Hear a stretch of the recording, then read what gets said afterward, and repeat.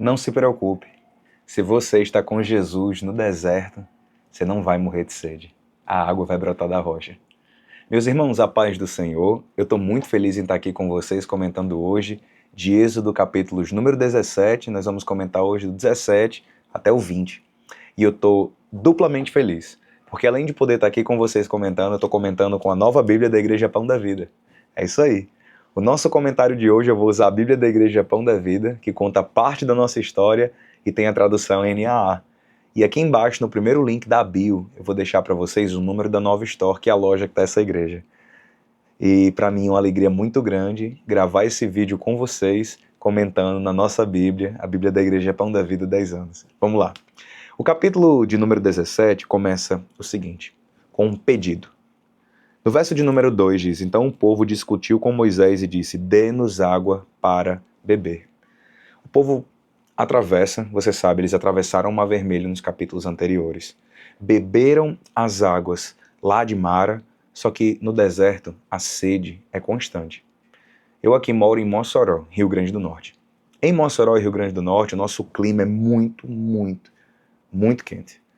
E todas as pessoas da cidade de Mossoró, inclusive assim como eu, carregam um copinho de água para o tempo todo estar se hidratando porque é realmente muito quente. Mas imagine que você está num deserto. Ah, pastor, tinha nuvem que os protegia. Correto. Mas isso não anula todo o calor da terra. Então sempre eles tinham um clamor, dá-nos água, Moisés. Moisés não tinha água para dar para eles. De onde que Moisés ia tirar água? De onde que Moisés iria providenciar água? Moisés foi falar com quem pode. A verdade é essa, que o crente, quando está passando pelos seus processos da vida, quando ele está passando ele tem que falar com quem pode. Não adianta você trazer seus problemas para mim. Eu vou só levar para quem pode resolver. É exatamente o que Moisés faz. O povo começa a murmurar. Eles fazem a atitude contrária. No lugar de procurar a Deus, crendo que Deus vai prover, eles murmuram. Daí vem o nome Massá e Meribá. Esse nome Massá e Meribá é justamente essa aplicação do povo murmurando, do povo reclamando. Ó, a Bíblia diz o seguinte, ó, no verso de número 3. Por que você nos tirou do Egito? Para nos matar de sede? A nós e nossos filhos e também os nossos rebanhos? Então Moisés clamou ao Senhor. Verso 4. Olha só qual foi o clamor de Moisés. Moisés clama ao Senhor. Que farei com este povo?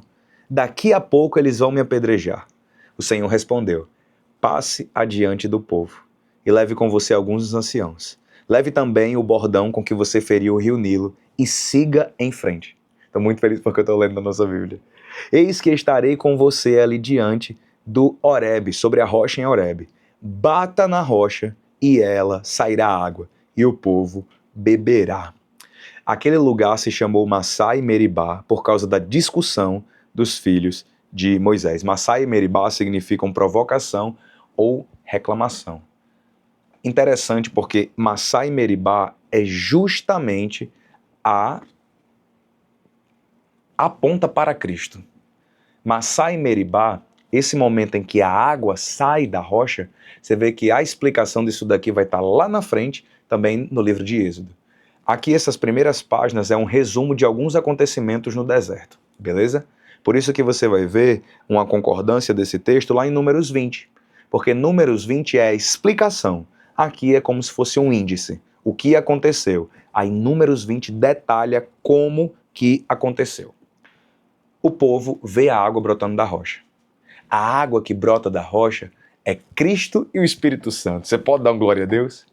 A rocha ferida de Massá e Meribá é Cristo. Paulo, quando escreve aos Coríntios, diz que essa rocha que os seguia, na primeira carta de Paulo aos Coríntios, capítulo 10, é Cristo. A rocha que os seguia para que eles não tivessem sede no deserto. Cristo Jesus, o nosso Senhor. Imagina, para onde eles iam, uma rocha os seguia. Que coisa, né?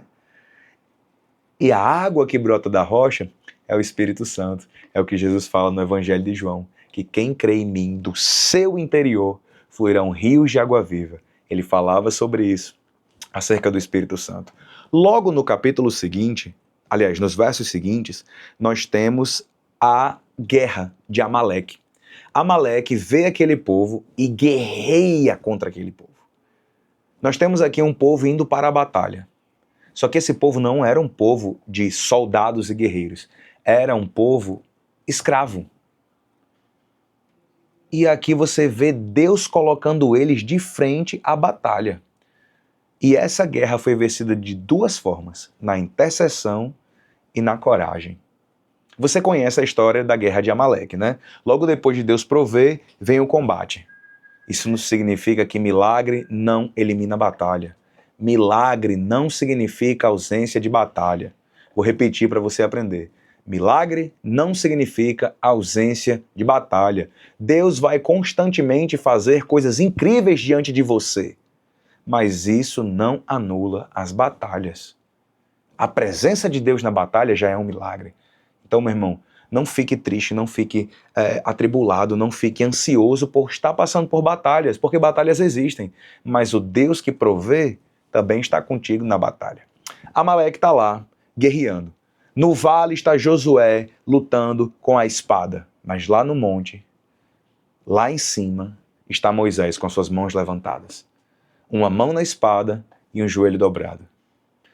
Qual é o segredo da vitória? Uma mão na espada e um joelho dobrado. Enquanto o crente tiver uma mão na espada e um joelho dobrado, ele não perde. Você não vai perder enquanto você se dedicar à oração e tiver coragem para batalhar. Não tem como. Existem duas coisas para o sucesso. Duas coisas: fé e trabalho. Não trabalhe demais ao ponto de não ter fé. E não deixe que sua fé seja tão exagerada ao ponto que você não acha importante trabalhar. Eu já falei para vocês aqui alguns vídeos atrás que Deus ama o trabalho. Jesus Cristo disse: o meu Pai trabalha e eu trabalho também. Jesus Cristo diz, está lá no livro do profeta Isaías, que o Senhor trabalha para aqueles que nele esperam. Então, se você não gosta de trabalhar, não tem como prosperar. Mas também não adianta você acordar cedo, dormir tarde, comer o pão de dores, porque o Senhor dá os seus enquanto dormem. Aqui no deserto nós vemos a união perfeita da vitória do crente. A oração e a coragem. A oração na intercessão de Moisés, representada lá em cima no monte, e lá embaixo a gente tem Josué batalhando com a espada.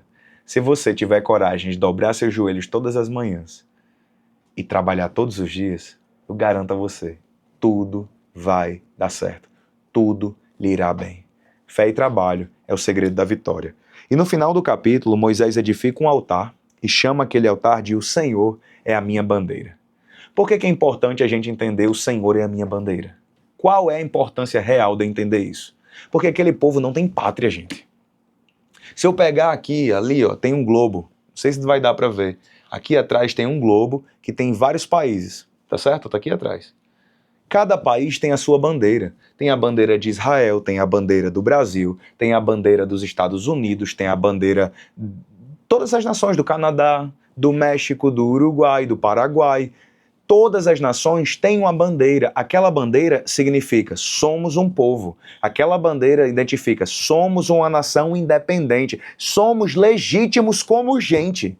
E essa coletividade aqui é legítima e reconhecida. Escravo não tem bandeira. Escravo não tem nação. A bandeira deles, até semana passada, era egípcia. De onde você é? Eu sou do Egito. Qual é a nação que você pertence? Egito. Qual é a bandeira que eles iam vestir na Copa do Mundo? Egito. Só que agora Moisés diz, não, gente. Vocês não estão ligados, não. Eles estão achando que a gente saiu do Egito para brincar. A gente não veio brincar, não. O Senhor é a nossa bandeira. Nós somos um povo. Que povo nós somos? Somos o povo do Senhor.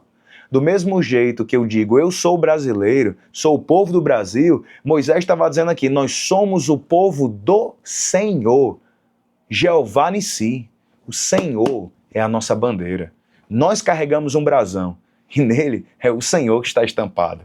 Rapaz, que coisa linda, né? Ele pega aquelas rochas e diz, o Senhor é a nossa bandeira.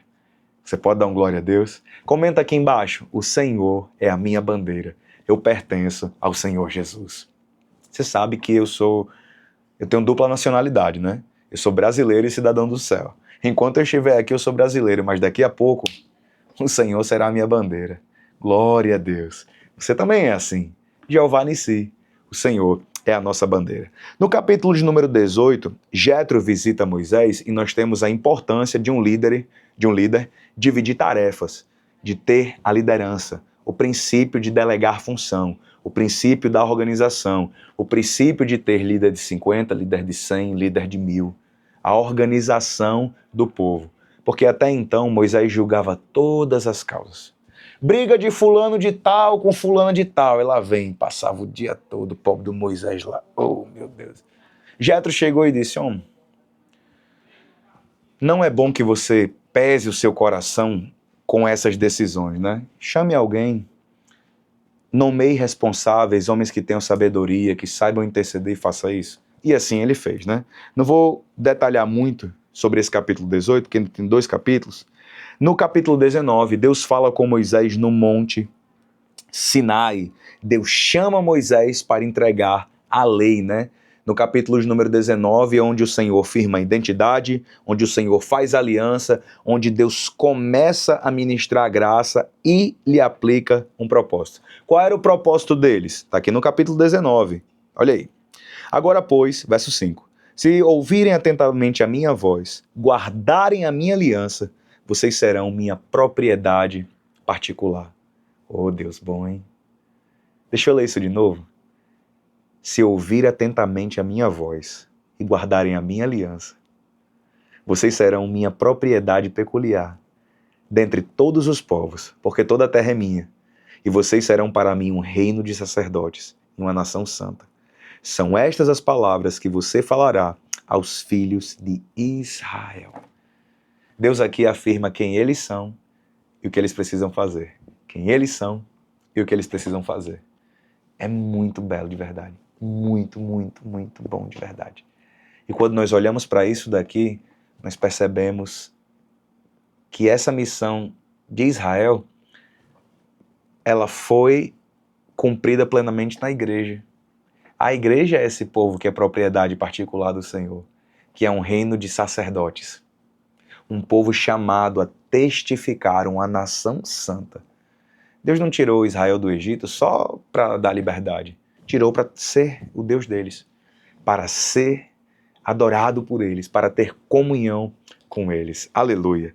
E olha só. Moisés chamou os anciãos do povo, né? Expôs todas essas palavras. E o povo disse, tudo que o Senhor falou, nós falaremos. Só que tem uma parte muito interessante que diz o seguinte, ó.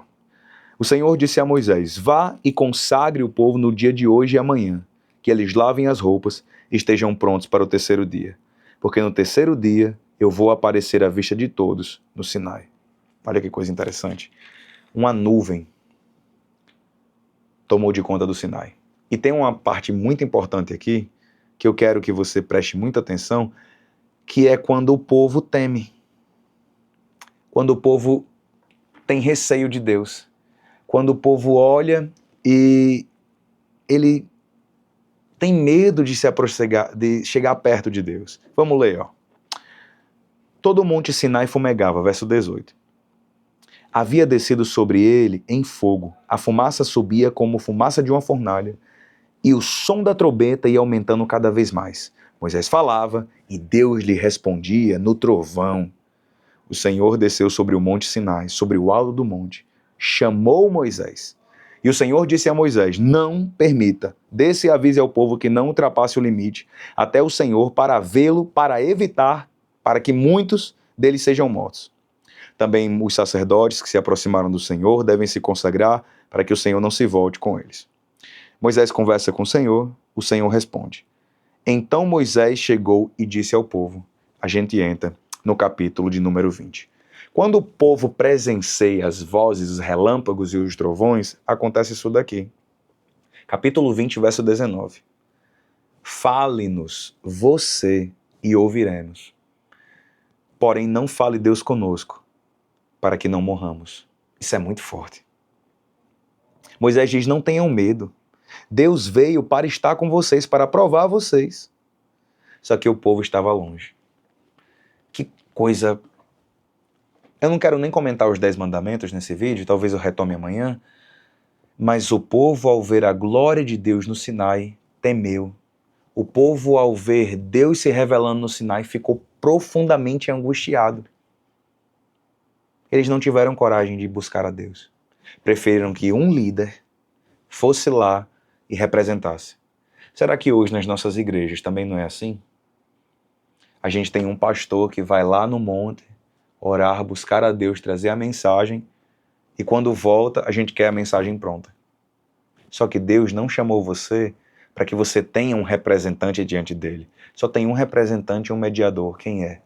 Cristo. Não terceirize o seu relacionamento com Deus. Não faça o que esse povo fez aqui. Ah, pastor, mas se subir o monte vai morrer. Vai morrer. Como que vai morrer? Vai morrer o seu velho eu.